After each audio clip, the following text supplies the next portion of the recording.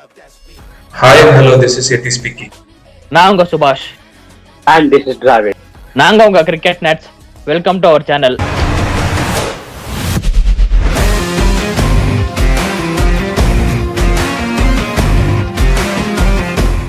Hi guys, welcome back to cricket nuts. And India பார்த்தீங்கன்னா west இண்டீஸை beat பண்ணி last 4th டீமாக செமிஃபைனலுக்கு குவாலிஃபை ஆகிட்டாங்க இந்தியா. அண்ட் இந்த சூப்பர் 8 ஸ்டார்ட் ஆகும்போது இந்தியா ஃபர்ஸ்ட் மேட்ச் லூஸ் பண்ணிடுவாங்க. பட் அந்த லூஸ் பண்ணதுக்கு அப்புறமாவே சில இந்தியன் ஃபேன்ஸே பார்த்தீங்கன்னா அவ்வளோதான்ப்பா, இங்கே 2-8 வெஸ்ட் இண்டீஸ் பார்த்தீங்கன்னா 5ல் இருக்கு, சவுத் ஆஃப்ரிக்கா பார்த்தீங்கன்னா 3ல் இருக்கு, ஆல்மோஸ்ட் இந்தியாவுக்கு அவ்வளோதான் ரொம்ப கஷ்டம் அப்படின்னு சொல்லிட்டு இருந்தாங்க. அதுக்கப்புறம் பார்த்தீங்கன்னா இந்தியா ஜிம்பாப்வே பீட் பண்ணி almost India west Indies match பார்த்தீங்கன்னா குவார்டர் ஃபைனல், அதுலேயுமே இந்தியா ரொம்ப கஷ்டப்படுவாங்க அப்படின்னு சொல்லிட்டு இருந்தாங்க. பட் அதெல்லாமே தாண்டி ஒரு சஞ்சு சாம்சன் ஒரு முக்கியமான டைமில் ஒரு வேற லெவலில் நாக்கு விளாண்டு இந்தியாவை பார்த்தீங்கன்னா செமிஃபைனலுக்கு கொண்டு போயிட்டாரு. சஞ்சு சேட்டா ஒரு வேற லெவல் நாக்கு. அண்டு நீ சொல்லு கிஷோர், சேட்டாவோட நாக்கா இருக்கட்டும், India qualify for the semifinal. And இங்கிலாண்டோட தான் கடைசி ஒரு 3 எடிஷனாக இங்கிலாந்து கூட தான் செமிஃபைனல் நம்ம விளையாடிட்டு இருக்கோம். ஒரு சீசன் அவங்க ஜெயிச்சாங்க, போன சீசன் நம்ம ஜெயிச்சோம். இப்போ பார்த்தீங்கன்னா 1-1 இருக்கு. It's going to be our biggest கிளாஸ்ன்னு சொல்லலாம். முக்கியமாக மும்பை கிரவுண்டில் விளையாட போகிறாங்க வேன்கெனல. சொல்லு கிஷோர். ஃபர்ஸ்ட் பார்த்தீங்கன்னா நானுமே வந்துட்டு இந்தியா தோத்துருவாங்கன்னு நினைச்சேன். நான் ஏன் இந்தியா தோத்துருவாங்க அப்படின்னு நினைச்சேன்னா, இந்தியாவோட பேட்டிங் வந்துட்டு பார்த்தீங்கன்னா வச்சுக்கோங்களேன், அந்த நின்று ஆடுறதுக்கு ஒரு பிளேயர் இல்லாத மாதிரி இருந்துச்சு. இத்தனை மேட்ச்லயே பார்த்துருவோம், த்ரூ அவுட் த டோர்னமெண்ட் வந்துட்டு ஒருத்தர் நின்று ஆடல. எல்லாருமே வந்த உடனே ஹிட் பண்ண தான் பார்த்தாங்களே தவிர, ஒருத்தர் வந்து அந்த ஒரு ஸ்டாண்டிங் இன்னிங்ஸ், ஒரு செகண்ட் ஃபிடல் ஆடுறதுக்கு ஒரு சரியான பிளேயர் இல்லை. செகண்ட் ஃபிடல் ஆடி கரெக்டான டைம்ல ஆக்சலரேட் பண்றதுக்கு ஒரு பிளேயர் இல்லை. ஸோ அந்த மாதிரி இருக்கிற மேல அகெயின்ஸ்ட் வெஸ்ட் இண்டீஸ் கண்டிப்பா தோத்துருவாங்க அப்படின்னு நினைச்சது. பட் ஆனா Sanju Samson has other plans and அவர் வந்துட்டு ப்ரூவ் பண்ணாரு. வென் அபிஷேக் சர்மாவோட விக்கெட் விழுந்ததுமே அவரோட காம்னஸ் நல்லா தெளிவா தெரிஞ்சிச்சு. அத்தனை மேட்ச்ல இல்லாத காம்னஸ் வந்துட்டு இந்த மேட்ச்ல தெளிவா பார்த்தோம். Short selection was fantastic and அவரோட ஃபுட் ஒர்க் ஆகட்டும், பேட் ஸ்விங் அட்ஜஸ்ட் பண்றதாகட்டும், எல்லாமே சூப்பரா இருந்துச்சு இந்த மேட்ச்ல பாக்குறதுக்கு. He did it really great in this match. Really அந்த 97 அடிச்சது வந்துட்டு it was really fantastic. And மற்ற பிளேயர் சப்போர்ட் பண்ணது, திலக் வர்மாவா இருக்கட்டும், சிவம் துபேவா இருக்கட்டும், அண்ட் எல்லாமே ஃபேண்டாஸ்டிக். அண்ட் சொல்லி ஆகணும், என்னதான் இந்தியா மேட்ச் வச்சிருந்தாலும் இந்தியாவோட ஃபீல்டிங் செம்ம ஸ்லாப்பியா இருந்துச்சு. சிட்டர்ஸ் நிறைய டிராப் பண்ணியிருந்தாங்க. 195 வந்துட்டு it was not the score of the day. அவங்க கேட்ச் முன்னாடியே பிடிச்சிருந்தா ராஸ்டன் சேஸ் வந்து 40 பக்கமா 1ல தடுத்திருக்கலாம். அண்ட் சிம்ரன் ஹெட்மயருமே சிங்கிள் டிஜிட்ல வந்து நிறுத்திருக்கலாம் அப்படின்னு நினைக்கிறேன் நான். It was really sloppy fielding of Indian team. Defending champions வந்து இந்த மாதிரி ஃபீல்டிங் பண்றது it is not acceptable at that point of the tournament. Any point of the டோர்னமெண்ட்ல நாட் அக்செப்டபிள் தான், அதுவும் அந்த பாயிண்ட் ஆஃப் த டோர்னமெண்ட்ல அப்படின்னு இருக்குது. அண்ட் ஆப்போசிட்ல அதே வெஸ்ட் இண்டீஸ் பாத்தீங்கன்னா கன் மாதிரி கேட்சஸ் எடுத்தாங்க. சிம்ரான் ஹெட்மயரே கிட்டத்தட்ட 2 கேட்சா 3 கேட்சா எடுத்தாரு. அண்ட் கடைசியில வந்துட்டு ஹார்திக் பாண்டியாவோட ஒரு சிட்டரை வந்து அவங்க டிராப் பண்ணிடுவாங்க அப்படின்னு நான் நினைக்கிறேன். மேட்சோட லாஸ்ட் பாயிண்ட் ஹோல்டர், எஸ், மேட்சோட சிட்டர் வந்து டிராப் பண்ணிடுவாரு. அண்ட் அதுக்கப்புறம் it is all the story of Sanju Samson, totally the story of Sanju Samson. என்னதான் சஞ்சு சாம்சன் ஸ்டோரியா இருந்தாலும் 19th ஓவர் 20th ஓவர் வந்து ஃபேண்டாஸ்டிக்கா போட்டாங்க ஹர்ஷ்தீப் சிங்கும் ஜஸ்பிரீத் பும்ராவும். அதை மறக்க முடியாது நம்ம. And that's the story of the match. I think Bumrah 20th over 14 runs slight expensive. But நீங்கள் சொன்ன மாதிரி ஹர்ஷ்தீப் சிங்கோட 19th ஓவர் பார்த்தீங்கன்னா ஒரு ரிதமாக, ஒரு வெஸ்ட் இண்டீஸோட ரிதமாக கொஞ்சம் கட் பண்ணுவார், அங்கேயே கொஞ்சம் கண்ட்ரோல் பண்ணி. அண்ட் அதுக்கப்புறம் ஸ்ரீலங்கா வெர்சஸ் பாகிஸ்தான் மேட்ச். பாகிஸ்தான் நம்ம இதை தான் நம்ம சொல்லிட்டு இருந்தோம், பக்கார் சாமான் மாதிரி ஒரு பிளேயரை நீங்கள் பெஞ்ச் பண்ணி வேஸ்ட் பண்ணிட்டீங்க அப்படின்ட்டு. பக்கார் சாமானை கொண்டு வந்தாங்க. பட் எதுக்கு சாய் மஹிம்போ ட்ராப் பண்ணாங்கன்னு தெரியல. அவர் என்னதான் பேட்டிங்கில் பெர்ஃபார்ம் பண்ணலன்னா கூட அவருக்கு இந்த பவுலிங்ல பாத்தீங்கன்னா ஒரு மேட்ச் எல்லா மேட்சும் பெர்ஃபார்ம் பண்ணிட்டு இருக்காரு சாய் மஹிப். பட் அவர் எதுக்கு டிராப் பண்ணாங்கன்னு தெரியல. வேற யாராச்சும் முகமது நவாஸ் கூட நானா இருந்தா முகமது நவாஸ் கூட டிராப் பண்ணியிருப்பேன். ஏன்னா ஐ திங்க் முகமது நவாஸோட சாய் மஹிப் பாத்தீங்கன்னா வேற லெவல்ல பெர்ஃபார்ம் பண்ணிட்டு இருக்காரு, முக்கியமா பவுலிங்ல. ஐ திங்க் நான் அவரை தான் எடுத்திருப்பேன். ஐ திங்க் எதனால டிராப் பண்ணாங்கன்னு தெரியல. அண்ட் கார்த்தி, நீ சொல்லு கார்த்தி, பாகிஸ்தானோட பேட்டிங் அப்ரோச்சா இருக்கட்டும், சனாக்காவோட கடைசியில் அந்த ஒரு ஃபினிஷா இருக்கட்டும், பட் அன்பார்ச்சுனேட்லி லைன் கிராஸ் பண்ண முடியல. பட் செம்ம நாக்கு சனகா கிட்ட இருந்து. நீ அந்த மேட்ச் பத்தி கொஞ்சம் சொல்லு கார்த்தி. ஃபர்ஸ்ட் பார்க்கும்போது பாகிஸ்தானோட பேட்டிங் அப்ரோச் சூப்பரா இருந்தது. பக்கார் ஜமான் ஓப்பனிங் பேட்ஸ்மேன், அவரை போய் நம்பர் 5 நம்பர் 4 ஆற வச்சு வேஸ்ட் பண்ணுங்க நிறைய மேட்சஸ். பட் அந்த மாதிரி பக்கார் ஜமான் ஓப்பனிங் அந்த ஃபாரனர்ஸோட ஒரு ஃபேண்டாஸ்டிக் டோர்னமெண்ட். என்ன பொறுத்தவரைக்கும் 200 அடிச்சுக்கிற டோர்னமெண்ட், ஒரு லீடிங் ரன்ஸ் கேட்டு இந்த டோர்னமெண்ட்ல பார்க்கும்போது பாகிஸ்தான் ஒரு கீ பிளேயர் கிடைச்சிருக்காரு. ஒரு குட் நியூஸ் ஃபார் பாகிஸ்தான்.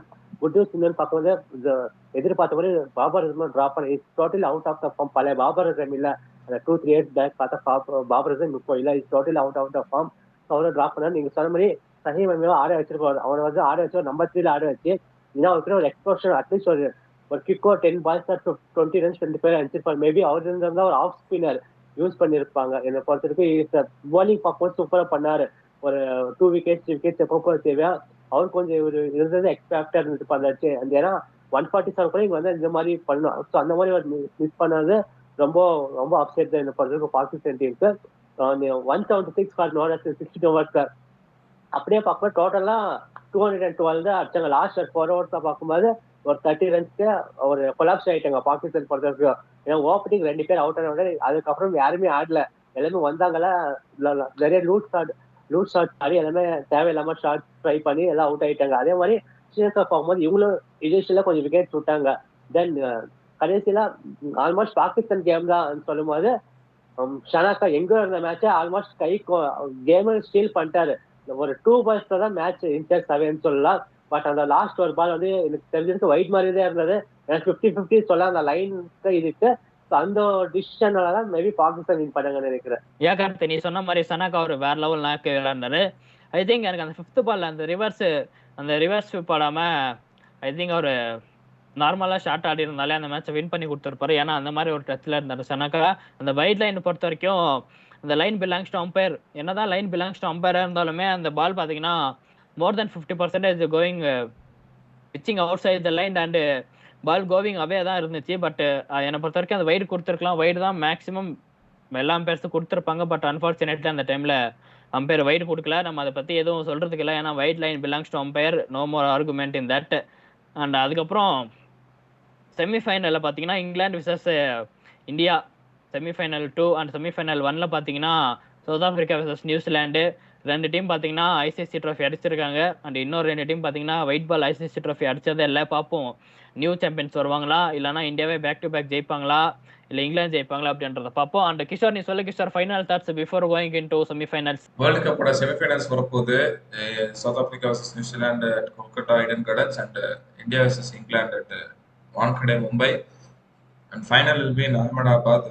மறக்கக்கூடாது நம்ம. It is a very cursed stadium. எனக்கு அங்கதான் அந்த அகமதாபாத்ல தான் பயமே இருக்கு. எனக்கு அந்த கிரவுண்ட் பொறுத்து தான் எனக்கு பயமாவே இருக்கு. பாப்போம் நீ சொல்லு Kishore.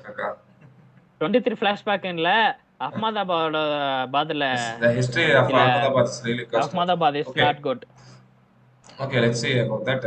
That's a part. Let's see cricket. And என்னன்னு பாத்தீங்கன்னாக்கா இந்த ஃபைனல் மேட்ச்ல ஃபர்ஸ்ட் நம்ம சவுத் ஆப்பிரிக்கா நியூசிலாந்து பத்தி பார்ப்போம். சவுத் ஆப்பிரிக்கா நியூசிலாந்து வந்துட்டு they have recently won the red ball trophies. Red ball அவங்க சுபாஷ் சந்திர trophies ஜெயிச்சிருக்காங்க. They are hunting for white ball trophy and ரெண்டு பேருமே பெட்டர் டீம்ஸ் தான். யார் ஜெயிப்பாங்க பொறுத்து இருந்து பார்ப்போம். அந்த ஸ்பின் கண்டிஷன்ல ரெண்டு பேர்ட்டையும் நல்ல ஸ்பின் ஆப்ஷன்ஸ் இருக்கு. யார் ஜெயிப்பாங்க. And India versus England Wankhede. ரெண்டு பேட்டிங் யூனிட்டுக்குமே சரியான ஒரு பிச் தான் வான்கடே தான். அண்ட் நம்ம டோர்னமெண்ட் ஸ்டார்டிங்லேயே பேசணும். மோஸ்ட் எக்ஸ்ப்ளோசிவ் பேட்டிங்ஸ்ல இந்தியா ஒன்று இங்கிலாந்து ஒன்று. ரெண்டுமே எக்ஸ்ப்ளோசிவ் ஓப்பனிங் இன்னும் வரைக்கும் தரவில்லை.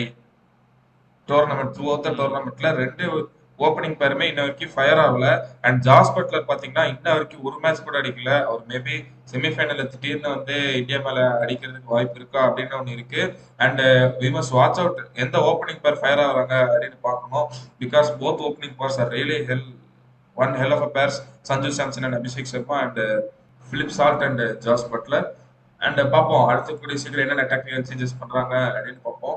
அண்ட் கார்த்தி சொல்லுங்க, ஹூ இஸ் இப்போ India England south Africa New Zealand 4 பேர் இருக்காங்க.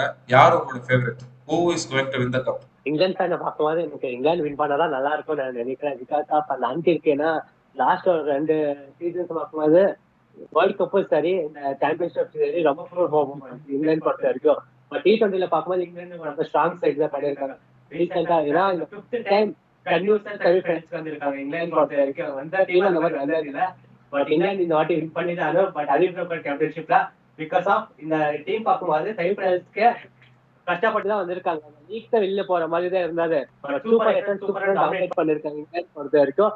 பட் இப்போ இந்த மாதிரி செமிஃபைனல்ஸ் வரைக்கும் வந்திருக்காங்கன்னா ஆர்ட் ஆஃப் டீமுங்க. அதே மாதிரி சவுத் ஆப்பிரிக்கா வின் பண்ண கூட நல்லா இருக்கும். ஏன்னா அந்த மாதிரி டீம் நல்லா பர்ஃபார்மன்ஸ் பண்ணிருக்காங்க இந்த ஓவரால் டோர்னமெண்ட்ல பார்க்கும்போது. பட் அவங்களும் வின் பண்ணா நல்லா இருக்கும், பார்க்கலாம்.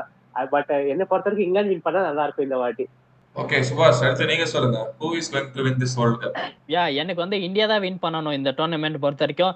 சப்போஸ் இந்தியா இல்லைன்னா South Africa, purely because of one man David Miller is deserve to win the title, ICC title. And அவர் அந்த ஐசிசி டைட்டில் வின் பண்ணிட்டு ரிட்டையர்மெண்ட் வாங்கினா ஒரு வேற லெவலில் இருக்கும் அவருக்கு. அண்ட் செம்ம ஹாப்பியாக இருக்கும் அந்த மாதிரி ஒரு பிளேயர் ஐசிசி ட்ரோஃபி வின் பண்ணா. ஐ திங்க் அதுக்கப்புறம் நீ சொல்லு கிஷோர், உனக்கு எந்த டீம் வின் பண்ணா நல்லா இருக்கும்னு நினைக்கிறேன்? ஐ திங்க் நியூசிலாண்டுமே வின் பண்ணா நல்லா தான் இருக்கும். பட் டேவிட் மில்லர் மாதிரி ஒரு பிளேயர் இருக்காரு சவுத் ஆப்பிரிக்கால. அண்ட் நீ சொல்லு கிஷோர். எஸ், என்னோட ப்ரெடிக்ஷன் பார்த்தீங்கன்னா எனக்கு நல்லா இருக்கும் இதாக இருக்கும்லாம் நான் சொல்லல. என்னோட bold prediction South Africa is going to win this World Cup. I am really sure about that because South Africa is really ticking all their boxes with team and with performance through the World Cup. And என்னோட bold prediction South Africa is going to win this world. I am very happy if South Africa win the World cup.